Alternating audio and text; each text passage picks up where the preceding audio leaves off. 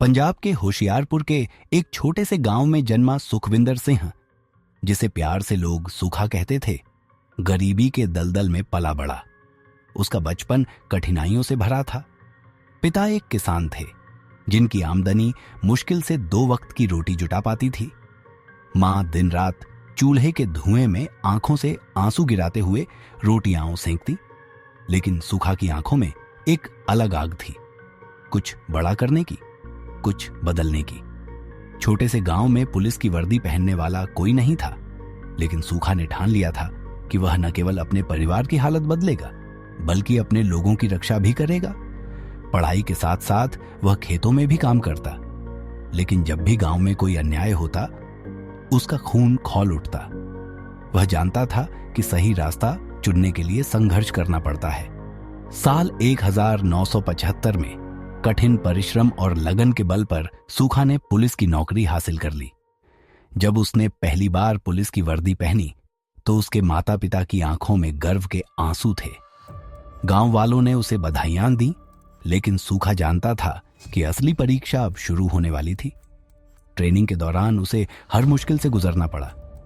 कड़ी physical training, तेज धूप में दौड़, रात भर चौकसी करना, लेकिन हर चुनौती उसे और मजबूत बनाती गई। जब उसने अपनी पहली पोस्टिंग ली तो पूरे गांव को लगा कि अब कोई है जो उनकी रक्षा करेगा। लेकिन सूखा का सफर इतना आसान नहीं था, क्योंकि पंजाब पर काले बादल छाने वाले थे। 1980 के दशक में पंजाब में आतंकवाद अपने चरम पर था। चारों ओर डर का माहौल था। गांवों में रातों रात हत्याएं हो रही थीं, मासूम लोग मारे जा रहे थे और पुलिस के लिए हालात और भी कठिन होते जा रहे थे। सूखा को एहसास हुआ कि अब यह सिर्फ नौकरी नहीं रही, बल्कि इंसाफ और इंसानियत की जंग बन चुकी थी। एक दिन खबर आई कि एक आतंकी गुट ने पास के गांव में कत्लेआम मचाने की योजना बनाई है।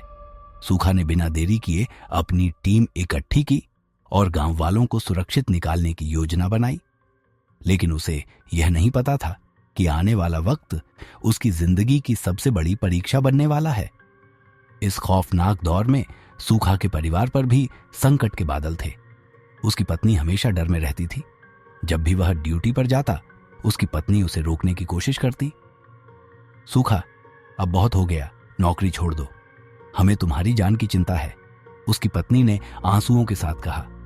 लेकिन सूखा जानता था कि अगर वह पीछे हट गया तो सैकड़ों मासूमों की जिंदगियां खतरे में पड़ जाएंगी। उसका छोटा बेटा उसकी वर्दी को पकड़कर मासूमियत से देखता और पूछता, पापा, आप कब लौटोगे? सूखा मुस्कुरा देता, लेकिन भीतर से वह भी जानता था कि अब लौटना इतना आसान नहीं था। 1984 की एक ठंडी रात, जब पूरा गांव गहरी नींद में था, सूखा को सूचना मिली कि आतंकवादी एक स्कूल को निशाना बनाने वाले हैं, जहां दर्जनों मासूम बच्चे थे। बिना एक पल गंवाए सूखा अपनी टीम के साथ वहां पहुंचा। चारों ओर घना अंधेरा था, सन्नाटा ऐसा कि दिल की धड़कनें भी सुनाई दे रही थीं। जैसे ही आतंकियों ने हमला करने की कोशिश की, सूखा और उसकी टीम ने जवाबी कार्रवाई शुरू कर दी। गोलियां चलने लगीं, चीख पुकार मच गई। सूखा पूरी बहादुरी से लड़ रहा था, लेकिन अचानक एक गोली उसके कंधे में आ लगी। खून बह रहा था, लेकिन उसने हार नहीं मानी।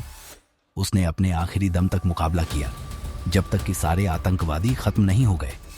जब आखिरी आतंकवादी गिरा तो सूखा भी जमीन पर गिर पड़ा, खून से लथपथ, मगर चेहरे पर संतोष की मुस्कान थी, क्योंकि उसने दर्जनों मासूम जिंदगियां बचा ली थी। उसकी टीम उसे उठाने की कोशिश कर रही थी, लेकिन वह जानता था कि उसका सफर अब खत्म हो रहा है।